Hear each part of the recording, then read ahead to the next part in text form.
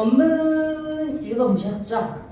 그러면 향가에 대해서 일단 향가라는 우리 갈래에 대해서 정리를 할게요.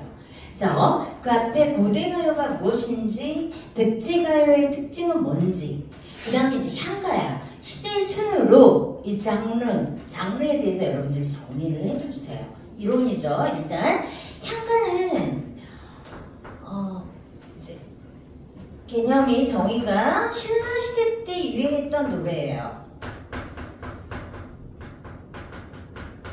신라시대 때 유행했던 노래라고 해서 뭐 가요라고 해도 되고 신라시대 때 불리워졌던 노래라는 거지. 우리 백제시대 때 불리워졌던 노래 백제가요 지난번에 정읍사 배웠잖아. 현존하는 게 그게 하나야. 그런데 향가는 지금 현존하는 게 25개의 곡이 있어요. 그 중에서 오늘 우리가 배울 이 제 망매가가 베스트야. 베스트. 그러니까 가장 문학성이 뛰어난 작품이죠. 그래서 신라시대 때 유행 가요다. 그 다음에 작가 계층이 누구냐 향가에. 작가는 신라시대는 불교 국가였단 말이야. 그러니까 승려의 지위가 굉장히 높았어요. 어느 정도냐면 왕이 승려한테 가서 국사를 논의할 정도야. 멘토링, 왕의 멘토급이었어요. 승려가. 승려의 위치가 굉장히 높았죠. 또 우리 신라시대 때 여러분들 한국사 했으면 알겠지만 최고의 엘리트 집단이 있었어. 엘리트 청년 집단 뭐지? 화랑도 있었잖아. 그래서 주로 승려나 화랑이라는 귀족 계층이 창작한 노래예요. 그랬기 때문에 성격이 귀족적이고 그리고 불교적이다. 사상적 베이스가 불교적이다. 자, 그 다음에 이제 표기는 교육과정이 개정되기 전에는 이 향찰 표기가 또 우리 내신에 많이 나왔거든. 요즘은 그렇진 않아요. 상문고도 예전에 이 향찰 막 한자 다 외우게 하고 별짓 다 했는데 이젠 그러지 않아요. 이젠 수능형. 그러니까 향찰이 뭔지만 알아두시면 됩니다. 이 향찰은 뭐냐면 우리말이 없었을 거 아니야. 신라시대니까. 우리 문자가 없었겠죠. 그러니까 우리말을 한자로 기록하는데 한자의 뜻, 을 빌려서 기록하는 거야. 한자가 뜻글자잖아. 그러니까 각각의 글자가 뜻과 음이 있죠. 어떤 글자는 뜻을, 어떤 글자는 한자의 음을 따와서 기록하는 거야. 예를 들면 여러분들이 한자 실력이 얼마나 되는지 모르겠는데 한문 실력이 한번 이거 읽어보세요. 향찰도 읽어봐.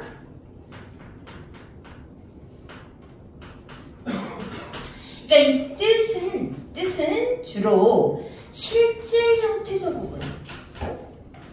이 음은 주로 형식 형태소 부분. 자, 형식 형태소 3개 뭐가 있었지?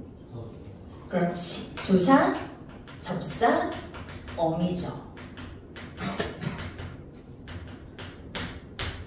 자, 예전에는 이래가지고 향가, 뭐 제망매가면 제망매가, 도솔가면 도솔, 향찰 한 판을 떠가지고 애들한테 다 읽기를 시켰거든. 이게 뭐 뜻차냐, 음차냐 이러면서 쓰잘데기 없는 짓 한 거지. 수능에는 그렇게 나오지 않으니까. 그런데 요 정도는 그래도 이런 거구나는 알고 있어야 되니까 요거 읽어보세요. 이거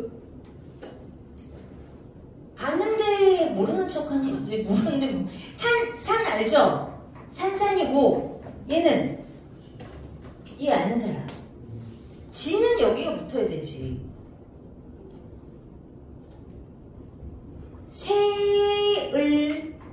세을 얘는 볼견. 자, 얘는 말을 따져. 자, 이거 향찰로 읽어보면 어떻게 될까요? 그렇지. 산, 을, 보, 다 이렇게 되는 거죠. 이게. 자, 명사니까 어간이니까 뜻을 빌려온 거죠. 산을 보다. 이렇게 이게 향찰표기다. 지금 모든 향가는 향찰표기로 되어 있다. 이렇게 보시면 되겠어요. 그 다음에 자, 여기 표기 쭉 가셔서 형식인데 향가의 형식. 자, 이게 이제 중요합니다. 이게 이제 시험에 꼭 나올 텐데 보시면 형식이 자, 세 가지가 있는데 하나는 뭐냐면 넉줄로 된 게 있어. 그걸 사구체 향가라고 해요. 넉줄로 된 거니까 짧잖아. 그러니까 잘 외워져. 그죠? 그래서 애들이 많이 따라 불러. 동요가 됐어. 민요. 동요, 민요로 많이 불리워져요. 사구체 향가는. 예를 들면 뭐 도술가라든지 헌화가, 서동요 이런 것들. 헌화가는 우리 교과서에도 나오는 거니까. 그 다음에 태구체 향가는 뭐냐면 8줄이야. 파랭이야. 파랭으로 되어 있는데 형식이 4+4지. 이 사구체에 한 번 더 사구체를 엎은 형식이에요. 그래가지고 구조를 보면은 앞에 부분, 전절, 후절. 이렇게 구조가 두 개인 거죠. 그래서 보통 앞에는 시적 상황이, 뒤에는 시적 화자의 태도나 정서가 나와. 대표적인 팔구체 향가가 처형가, 모죽질환가 등이 있는데 이거 처형을 노래한 거거든. 이게 배경설화도 있고 주술성이라는 측면에서 우리 구지가 배웠잖아. 그거랑 약간 주술성이 있다는 점에서 비슷한데 뭐냐면 얘가 나중에 주술가요로 불리워지게 된 이유가 처형이라는 애가 있는데 신라시대 때 얘가 밤늦게 술 먹고 놀다가 집에 들어와 보니까 이불 아래 아내의 발이 있고 그 옆에 낯선 남자의 발이 있는 거지. 그러면은 그게 상황이야. 첫 번째 상황. 그럼 처형이 어떤 태도를 보였냐면 보통 이런 상황에 이성적으로 대처하기가 힘들잖아. 근데 처형이 어떤 태도를 보였냐면 어쩌겠어. 빼앗긴 걸 어쩌겠어. 이런 태도를 보여. 체념하는 태도를 보이는 거지. 자, 그래서 아내와 같이 있던 동침하던 남자가 누구냐면 역병을 몰고 다니는 신이 있었어. 역병신이라고 나오는데 이 남자 감동을 받은 거야. 와, 이런데 화를 안 내네? 이런데 참네? 와, 그래서 이불 밖으로 나와서 그 집에서 달아났다라는 배경설화가 있어요. 그래서 이 처형은 뭐냐면 역병을 물리치기 위해서 이 처형의 얼굴을 집 문 앞에 묻혀놓는 거지. 그러면은 역병을 몰고 다닌 역병신이 왔다가 처형의 얼굴을 보고 돌아간다라는 그런 주술성을 가진 주술가요로 많이 불리웠어요. 우리 지난 시간에 구지가도 구지가의 주술성에 대해서 얘기했잖아. 그래서 이 주술성에 대해서 이해하라고 얘기해 준 거야. 자, 8구체 향가, 그 다음에 19체 향가는 왜 중요하냐면 우리가 봤을 때 가장 정제된 완성도가 높은 형식이다. 이렇게 얘기하고 뒤에 나오는 시조하고도 구성이 비슷해요. 왜냐면 얘가 3단 구성이거든. 3단 구성이니까 4구체 한 번 더 엎어 4+4+2 이렇게 돼요. 4, 4, 2. 이게 바로 구성이 기, 서, 결 이렇게 되죠. 기서결 이렇게 돼. 그래서 3단 구성이 된단 말이야. 특히 기억해야 될 게 요 기, 서, 결에서 결 부분 있죠. 여기 별표. 결 부분 시작할 때 기에서 서까지 쫙 시상을 끌어오다가 요 결 부분에서 마무리를 해주는 거거든. 그래서 감탄사가 시작해요. 감탄사. 감탄사가 먼저 딱 시작돼. 세 번째 부분은 제방맥에서 나오잖아. 아 이러잖아요. 그죠? 아 그래서 감탄사의 역할은 뭐냐면 지금까지 끌고 왔던 시의 중심 생각 시상을 집약시켜 쫙 모아주는 거죠. 어텐션 하는 거야. 그러면서 주제를 형상화하죠. 의도를 드러내고.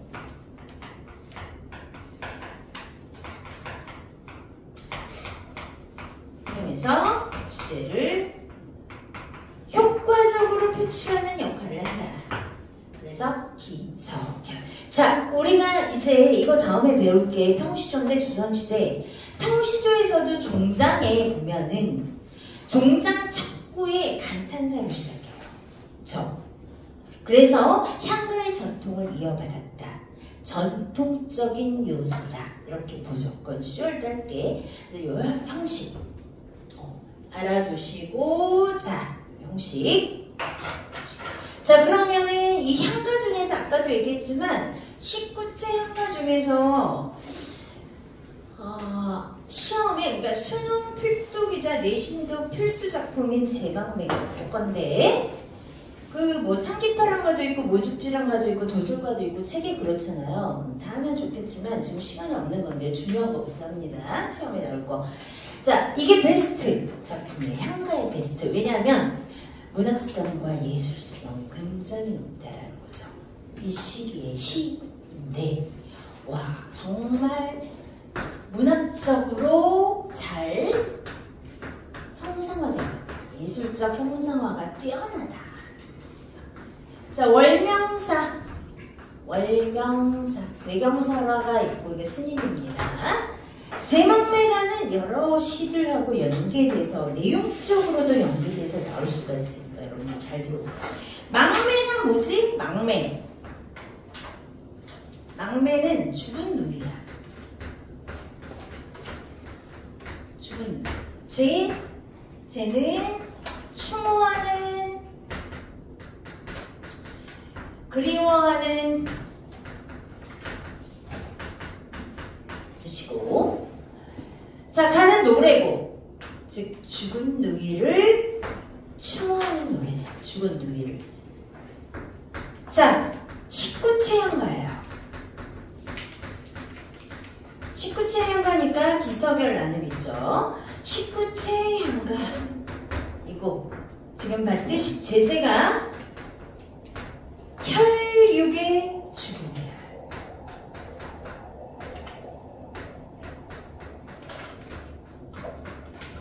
사별이지, 사별.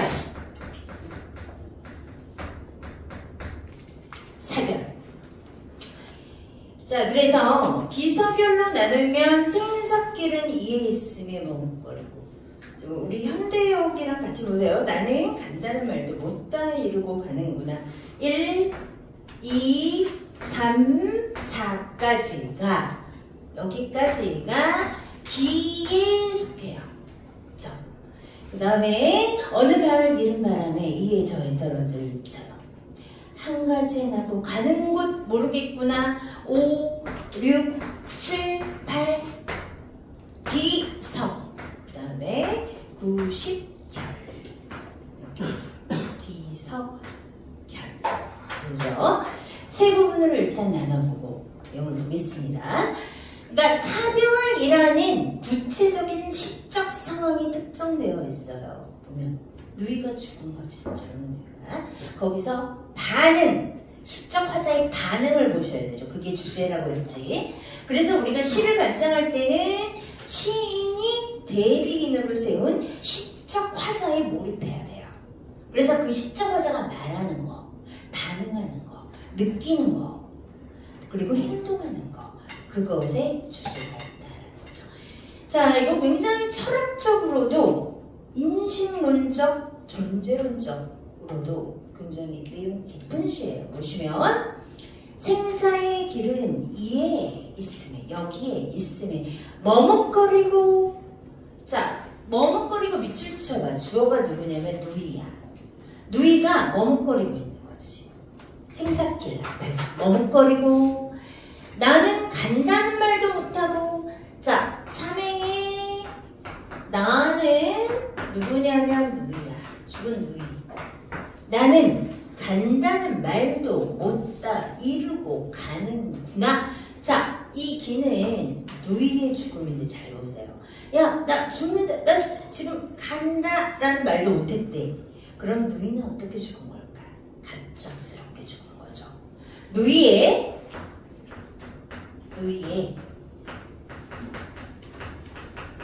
갑작스러운 죽음. 젊은 나이에 죽은 거야. 요절이에요, 요절. 자, 요것이 시의 특정 상황입니다. 자, 그래서 누이의 죽음을 통해서 이 시적 화자가 사유를 해요. 우리 깊이 생각하는 걸 사유라고 하지. 죽음에 대해서 사유를 하는 거야. 어느 가을 이른 바람에 이에 저에 떨어질 잎처럼 한 가지에 나고 가는 곳 모르겠구나. 자, 가을이라고 나오는데 우리 가을은 두 가지 이미지가 있어. 두 가지 이미지. 가을에 열매 맺잖아요. 그러니까 결실의 이미지가. 그치? 근데 가을에 낙엽이 지죠. 쇠락하지 모든 게. 소멸의 이미지가 있어. 자, 제망매가에서는 요 소멸의 이미지로 썼겠죠. 오늘 가을에 이른 바람에 이른 바람에 자, 이게 원인을 나타내는 부사격 조사야. 얘가 우리 배웠잖아. 이렇게 돼. 그럼 이른 바람 볼까? 이게 제망매가가 왜 예술성이 뛰어나냐면 뛰어난 비유와 상징으로 되어 있어요. 이른 바람이야. 이른 바람. 이른 바람. 누이가 젊은 나이에 어린 나이에 죽었음을 상징하는 거죠. 요절. 요절. 누이의 요절인 거야. 이른 바람에 이에 저에 떨어질 잎처럼.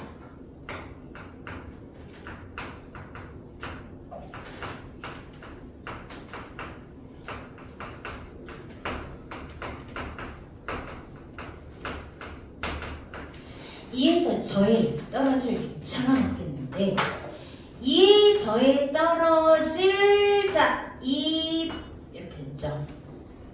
그러면 구조를 보면 자, 일단 잎이 떨어지는 거야. 비유한 거지. 여기서 이 잎은 누굴까요? 누이죠? 근데 잘 생각해보면 누이만일까? 잎이 떨어진다고 했잖아, 예전에. 누이만 떨어지겠어요? 누이를 포함한 생명을 가진 존재들,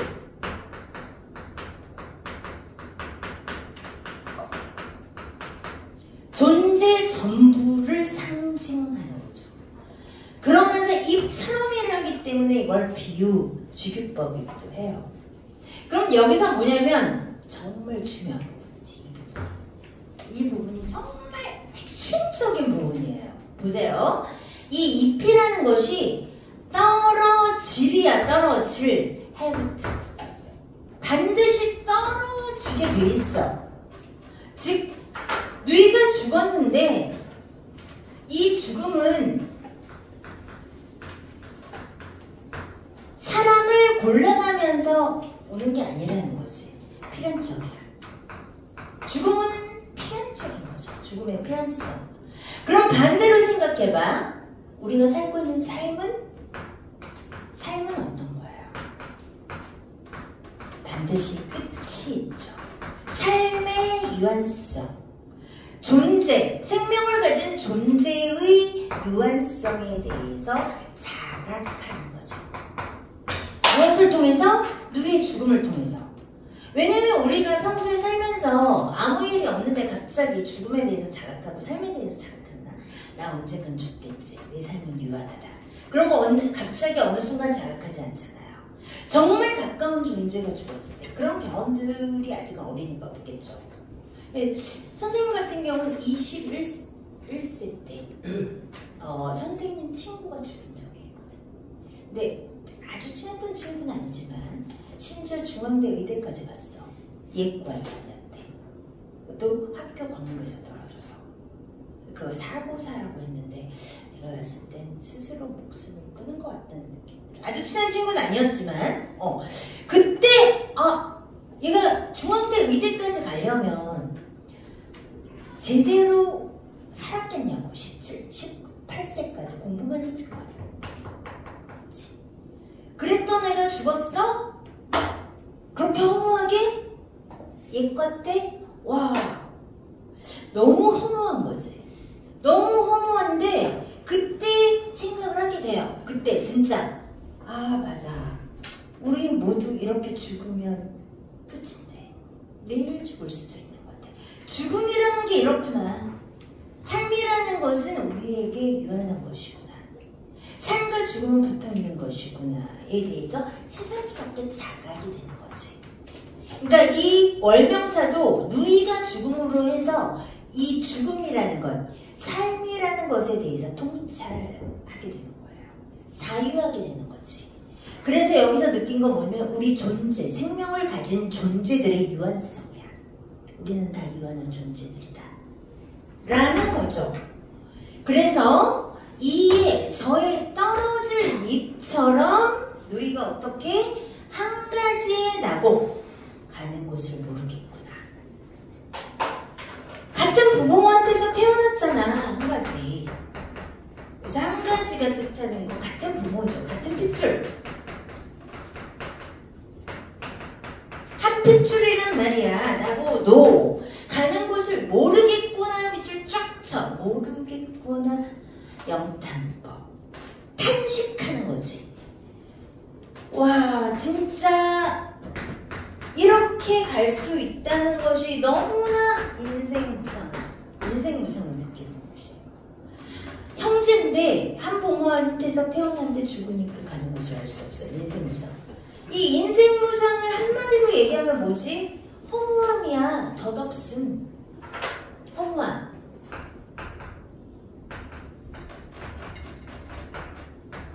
덧없음. 삶이.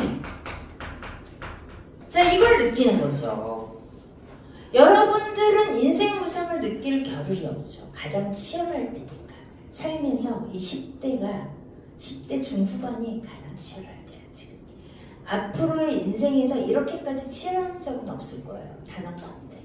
왜냐면 앞으로의 인생은, 그러니까 이게 좀, 우리나라가 좀 아쉬운 거죠. 아쉬운 점이 뭐냐면 10대 때 철이 나야 돼. 10대 때 철이 난 애들이 굉장히 우수한 유리한 고지를 점해요. 유리한 고지. 사람이 20대 때 철날 수도 있고 30대 때 철날 수도 있잖아요. 독일처럼 일단 대학에 들어가게 한 다음에 졸업을 못 시키게 하는 수도 있고. 근데 일단 대학부터 들어가는 그 진입장벽이 일단 높아서 우리는 빨리 철이 나야 돼. 10대 때. 그러지 않으면 괜히 루저의 삶을 사는 것 같은 느낌이 들어. 대학에 못 가. 재수에, 삼수에, 또 대학에 들어왔는데 비전이 없어. 악순환. 그치? 그리고 인생 막 치열한 거지, 지금. 치열하지 않은 친구들도 있지만, 기본적으로 우리나라 입시가 치열하기 때문에 여러분들은 인생 무상을 느낄 틈이 없죠. 이럴 때는 느껴요. 밤새 공부했는데, 정말 열심히 공부했는데, 시험 문제 하나도 안 나왔을 때. 인생 무상이다. 그럴 경우는 느끼겠죠. 근데 여기서는 이제 이 월명사는 존재로서 삶의 어떤 허무감을 느끼는 거야. 가장 가까운 어떤 혈육이 이렇게 갑작스럽게 죽었을 때 현타가 이런 게 올 수 있는 거죠. 자, 그러면 이거는 여기까지 시상이 쫙 전개되면서 아까 그랬지.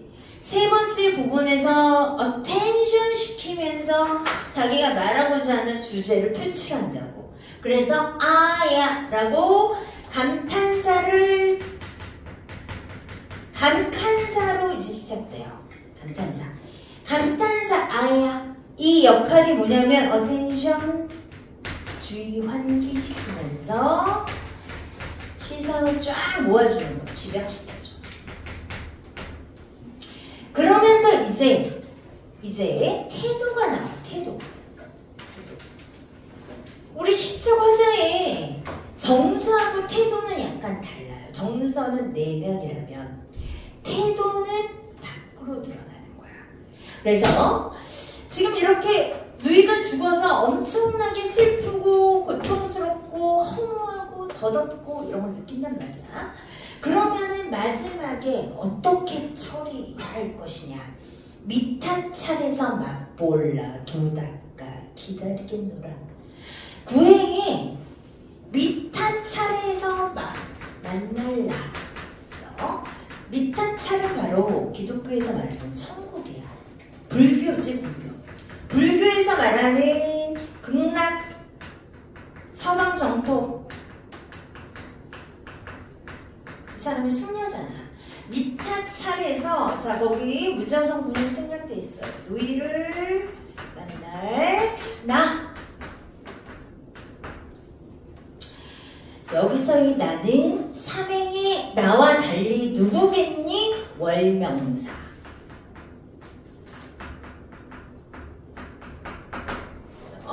그래서 미탄 차례에서 누이를 만날라.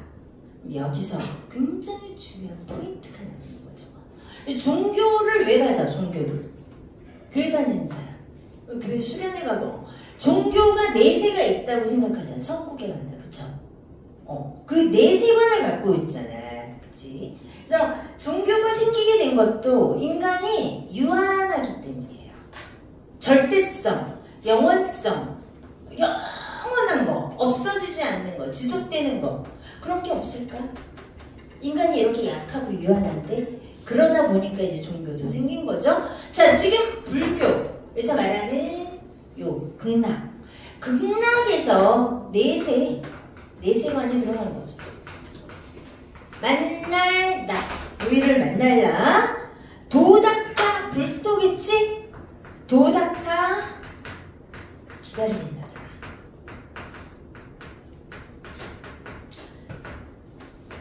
자, 그럼 여기서 보시면 이런 극한의 슬픔, 극한의 고통을 극복할 방법이 없어요. 인간은 너무 나약하기 때문에. 이런 게 왔을 때 예를 들어서 혈육의 죽음이라는 것 같이 극한의 고통은 없잖아. 세월호 부모님들 보시면 다 그 자기 자식들한테 막 편지 쓴 거 보면은 누구야 땡땡아 기다려 엄마가 곧 갈게. 우리 만날 날만 기다리고 있어. 다 그거야. See you. 다시 만난다는 생각을 하지 않으면 견딜 수가 없는 거죠.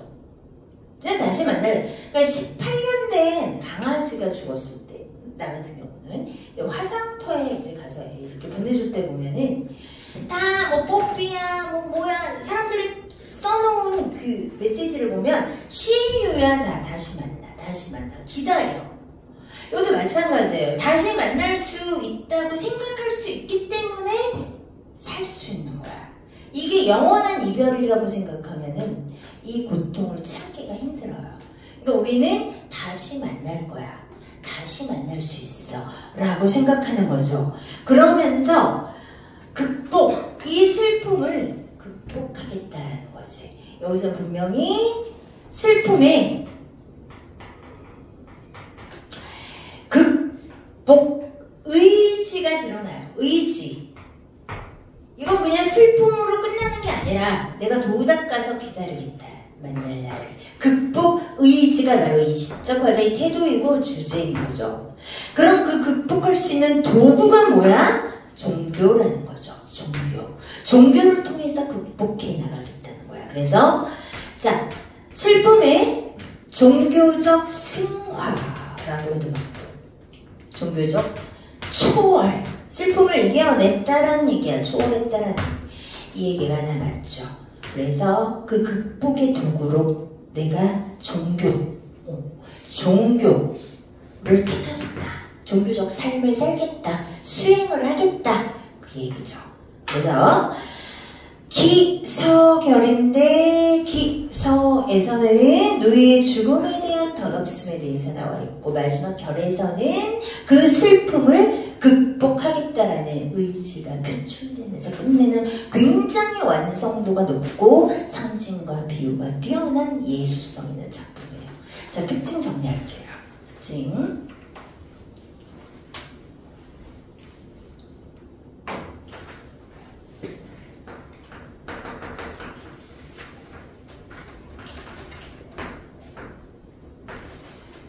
자, 항상 시는 상황 속에서의 반응을 봐라.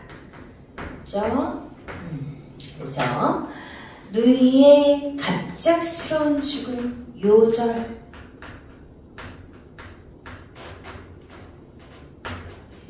자, 이 반응은 두 가지로 나눠서 보라고 했지. 내면적인 정서, 그리고 그 정서 어떻게 밖으로 표출되는지. 일단 누이의 요절에 대해서 와 더덥다, 인생 무상을 느꼈어. 그런데 어때? 그 슬픔을 극복하겠다는, 종교를 통해서 극복하겠다는 의지를 보이고 있죠. 그쵸? 그래서 상황 속에서의 반응. 그 다음에 이 시가 향가에서 베스트인 이유가 있어요. 지금 얘기했지만 매우 뛰어난 비유와 상징 때문이다 라는 거죠. 그래서 여기 나온 이른 바람, 잎, 한 가지. 자, 이런 거 보시면 이른 바람, 요절이죠. 요절. 잎, 이거는 누이를 포함한, 단지 누이만 말하는 게 아니에요. 잎처럼 이라고 했잖아요. 이거는 생명을 가진 존재 모두야.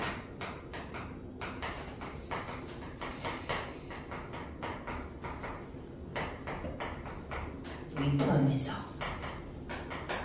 한 가지에 나고 한 핏줄, 한 부모, 같은 부모, 한 핏줄. 그렇죠? 그래서 바람에 잎이 떨어지고 한 가지에 난 가지 잎이고, 이런 식의 비유와 상징이 매우 뛰어나다. 예술적 형상화가 뛰어나다. 그렇게.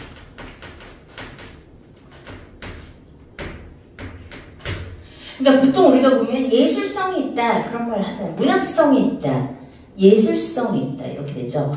그게 이런 비유와 상징을 통해서 간접적으로 형상화한 그 구조가 굉장히 뛰어날 때 예술적이다 이렇게 얘기하는 거예요. 그래서 문학은 직접적이 아니라 간접적으로 이렇게 예술적으로 형상화하는 거죠. 자, 그 다음에 아까 얘기했지만 19째 행가의 특징을 잘 보여주고 있다.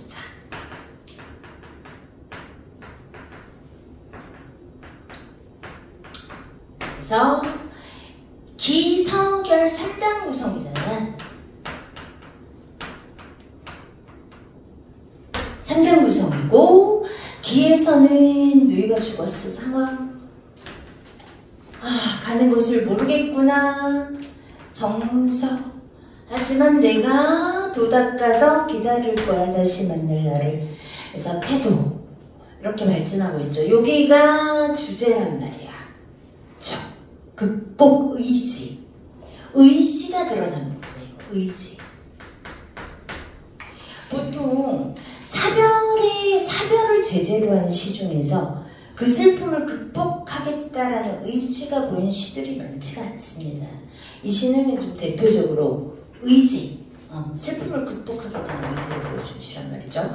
자, 여기서 아까 나오는 거, 요 결 부분에서 감탄사의 역할.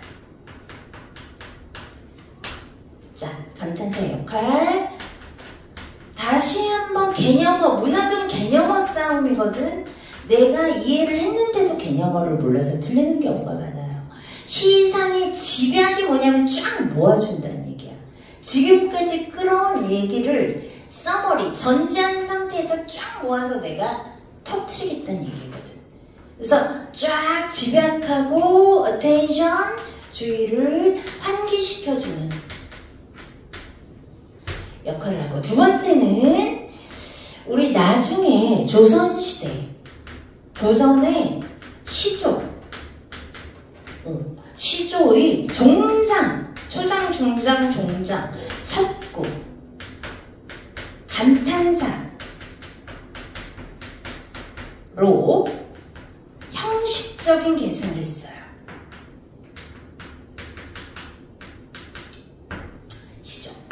시조의 종장 척구. 자, 이렇게 해서 이 감탄사의 역할 같이 알아두시는 게 좋겠네요. 자, 뭐 이거는 나가 나오는데 1인칭 대명사가 2개 나오지 3행과 9행에 나오는데 3행은 누이고 9행은 월명사다. 구별해 주시고요. 그렇죠? 자, 표현수사법 전체적으로 정리하면 뭐뭐 하는구나, 뭐뭐. 자, 영탄법, 직유법, 입처럼. 자, 한 가지 상징, 입도 상징, 입 자체도 상징이 돼요. 처럼이 붙어서 직유가 되지만 상징, 비유, 영탄 다 되죠. 자, 이렇게 하고 이제 좀 쉬었다가 하겠습니다. 자, 그래서 수업은 35분에 시작할게요. 2부.